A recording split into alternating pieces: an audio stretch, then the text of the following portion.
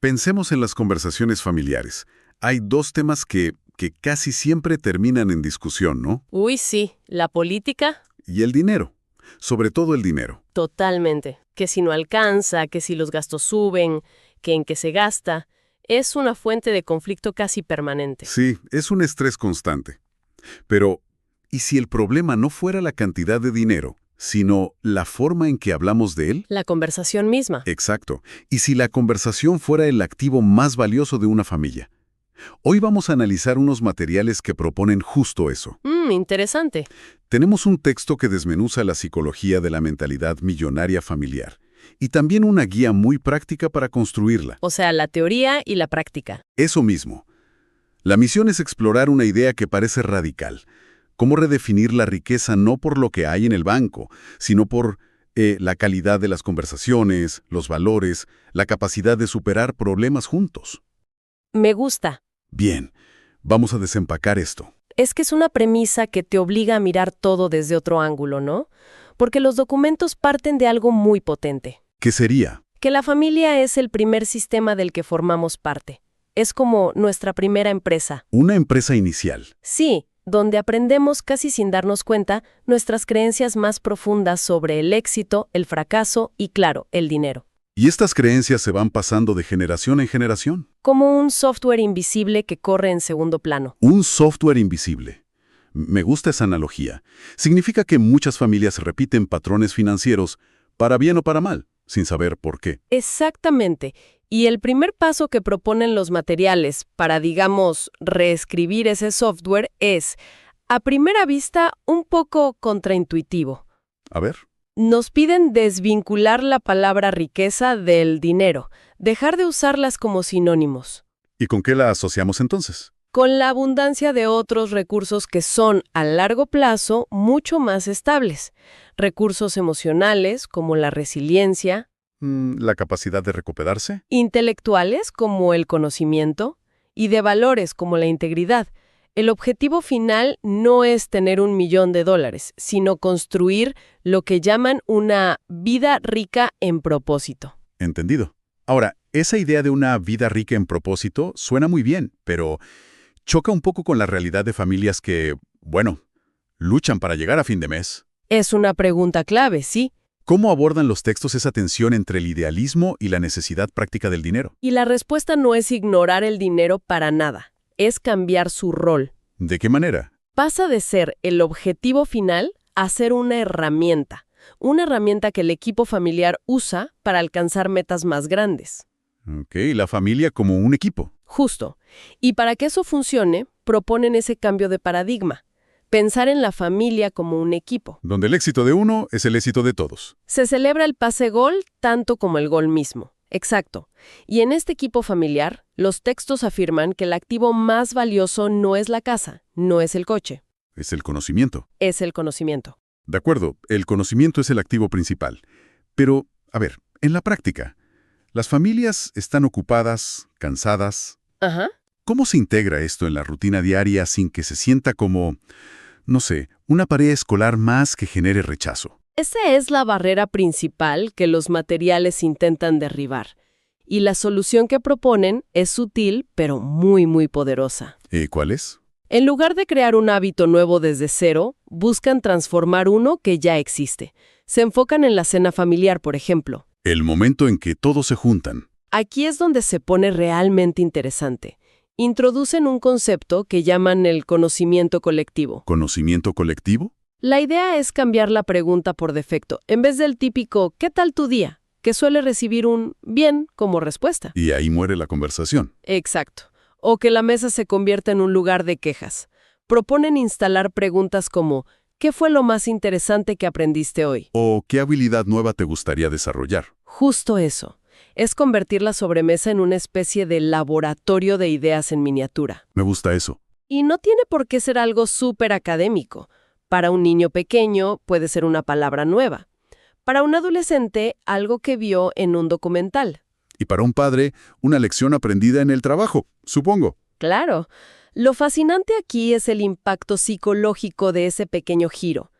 Al hacer del aprendizaje un tema de conversación normal, la familia se convierte orgánicamente en lo que describen como una incubadora de talentos. Y la dinámica entre hermanos cambia. Totalmente.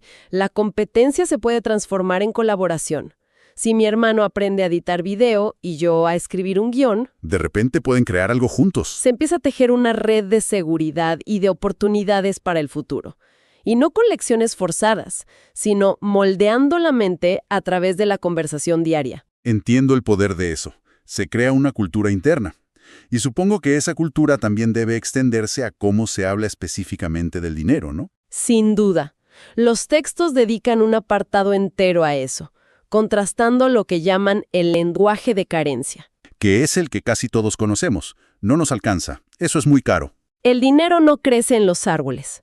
Son frases que, repetidas, programan la mente para ver límites por todas partes. ¿Y cuál sería el lenguaje de oportunidad, el equivalente? En lugar de no nos alcanza para ese viaje, la pregunta se transforma en ¿qué podríamos hacer como equipo para lograr ese viaje? Ah, es un cambio de enfoque total. En vez de eso es muy caro, se plantea qué valor nos aportaría y cómo podríamos generar los recursos.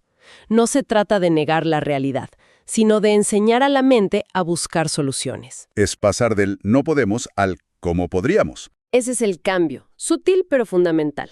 Pero, ¿qué pasa cuando los hijos proponen ideas que son, bueno, poco realistas?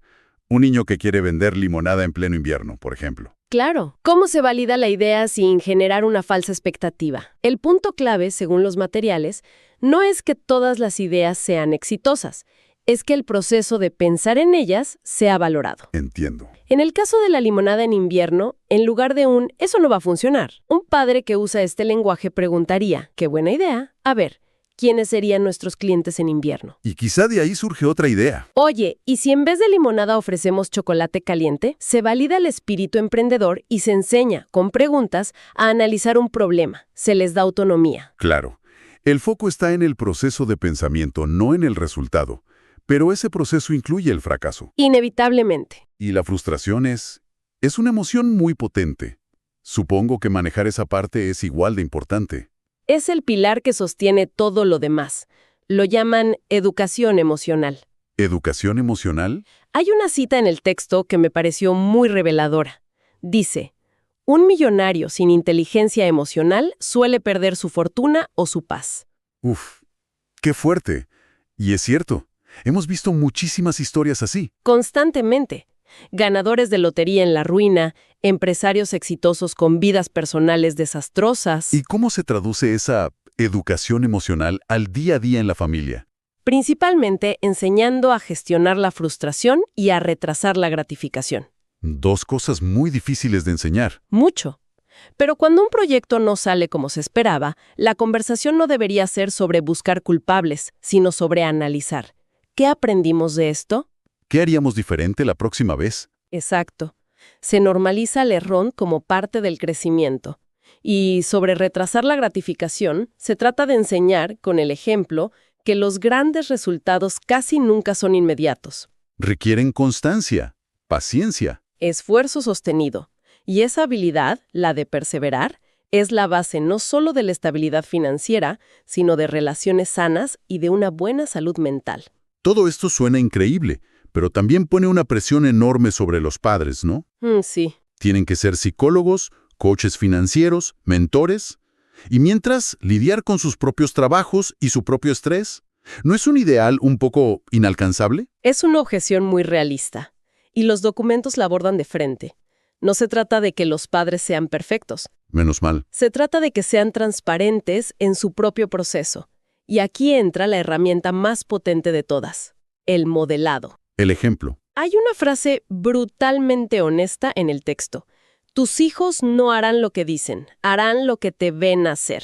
Duele, pero es verdad. Si los hijos ven a sus padres leer, hablar de lo que aprenden, enfrentar un problema con una actitud de ¿cómo resuelvo esto?, en lugar de quejarse, absorben esa mentalidad por osmosis. No se trata de ser un superhéroe, sino de mostrar el esfuerzo real. Exactamente. Demostrar el crecimiento en acción. Bien, hemos hablado de cambiar el lenguaje, de la cultura del conocimiento, de la educación emocional, del ejemplo. Es mucho. La pregunta es, ¿por dónde empezamos? Claro. ¿Cómo se organiza todo esto? Sí, hay una forma de que no se quede solo en buenas intenciones flotando en el aire. Esa es la pregunta fundamental que cierra la parte teórica. Y la respuesta es una herramienta muy concreta, una estructura para ponerlo en práctica. Ok, Está inspirada en el concepto de Mastermind de Napoleon Hill, pero adaptada a la familia. La llaman la mesa redonda familiar. suena formal. ¿En qué consiste exactamente? Es menos formal de lo que parece. Es básicamente una reunión familiar semanal o quincenal, corta, de unos 20 o 30 minutos, con una estructura clara. Y tiene fases, supongo. 4 fases, sí. La primera es la del Mastermind familiar y busca crear una visión compartida. Un objetivo común. Se lanza una pregunta al grupo. ¿Qué es algo grande y positivo que nos gustaría lograr como familia en los próximos 3 a 6 meses? ¿Y qué tipo de cosas podrían ser? Digo, para dar una idea. Cualquier cosa que genere unión. Podría ser un viaje, sí, pero también un proyecto como construir un pequeño huerto en el jardín. O algo de aprendizaje. Como que todos aprendan las bases de un nuevo idioma juntos. El objetivo psicológico es claro, crear un propósito común que vaya más allá de las individualidades, Que todos sientan que reman en la misma dirección. hacia algo que les ilusiona. De acuerdo, esa es la visión a mediano plazo, la fase 1. ¿Qué sigue? La segunda fase se enfoca en las metas individuales y la autoayuda. El desarrollo personal de cada uno. Exacto. Cada miembro, incluidos los padres, comparte su propósito de la semana. Algo pequeño y concreto. Por ejemplo, Para un niño de 6 años podría ser aprender a atarme los cordones solo. Para uno de 12, terminar mi tarea de ciencias 2 días antes. y para un adulto. Dedicar 30 minutos al día a leer un libro de desarrollo profesional. Y aquí viene la parte clave. A ver, Después de decir la meta, se responde a la pregunta ¿qué obstáculo podrías encontrar y cómo planeas superarlo? eso es muy interesante. No es solo desear algo, es anticipar el problema. Es que ahí está la clave. Y es crucial que los padres también compartan sus obstáculos. Claro, para modelar esa conducta. Si un padre dice, mi obstáculo es que llego agotado del trabajo y luego explora una solución como lo haré 20 minutos por la mañana, le está enseñando a su hijo una lección invaluable. Que la lucha es normal y que la planificación es la herramienta. Y que no está solo en su desafío. Su equipo lo apoya. Vale, tenemos la meta familiar y las metas individuales. ¿Cómo se conectan? Esa es la tercera fase, el plan de acción. Se vuelve a la gran meta familiar. Al huerto, por ejemplo. Se asignan pequeñas responsabilidades adaptadas a cada edad. Con eso, enseñas a desglosar un gran proyecto en tareas manejables y a resolver problemas en equipo. Y me imagino que debe haber un cierre, ¿no? Para que no se sienta como una junta de trabajo. Totalmente. Esa es la cuarta y última fase, el hábito del éxito. ¿Suena bien? Se dedica a 2 cosas, reconocimiento y gratitud. Cada persona menciona un logro de la semana anterior, por pequeño que sea. O algo por lo que se siente agradecido. Eso es, agradecido con otro miembro de la familia. Esto cierra la sesión con una nota positiva y refuerza la identidad del equipo. Y para terminar, Sugieren crear una frase o lema familiar que todos repitan juntos. Algo como, somos una familia unida, aprendemos y crecemos juntos y creamos nuestro propio éxito. es un sistema muy completo, pero suena casi demasiado perfecto. ¿Qué pasa en una familia real donde un adolescente pone los ojos en blanco con la idea de un lema familiar? ¡Ja! Sí, los materiales son muy realistas al respecto. Insisten en que no es una fórmula mágica. Me imagino que la primera vez puede ser un desastre. Probablemente. El adolescente pondrá los ojos en blanco y el niño pequeño querrá hablar de dinosaurios. Y está bien. ¿Y qué se hace entonces? Dan varias claves. Primero, adaptación por edad. Con los más pequeños, la reunión dura 10 minutos y es más un juego. Lógico. Segundo, el rol de los padres es ser facilitadores, no jefes. Su trabajo es escuchar, hacer preguntas, no juzgar. Y tercero, la consistencia. Es más importante que la perfección. Aunque una sesión parezca caótica, el simple hecho de repetirla semana tras semana envía un mensaje poderoso. Somos un equipo y nos tomamos en serio nuestro crecimiento. Es un proceso, no un evento único. Justo eso. El objetivo es que sea un espacio enriquecedor, no un interrogatorio. Entendido. Y creo que todo este sistema, desde el lenguaje hasta la mesa redonda, nos lleva de vuelta a la idea central. Mm, Que el verdadero legado de una mente millonaria no es el dinero que se hereda, es la formación de adultos que son líderes de su propia vida. con una fortaleza interior que ninguna crisis económica les puede quitar. La conclusión del texto es esa. El mayor patrimonio es la capacidad de reconstruirse, de crear valor y de avanzar junto a los seres queridos. Sí, Entonces, ¿qué significa todo esto? Significa que la familia, cuando se organiza conscientemente así, puede ser, por definición, la organización más rica y exitosa que existe. sin importar el saldo de su cuenta bancaria. Exactamente. Y eso nos deja con una reflexión final para explorar.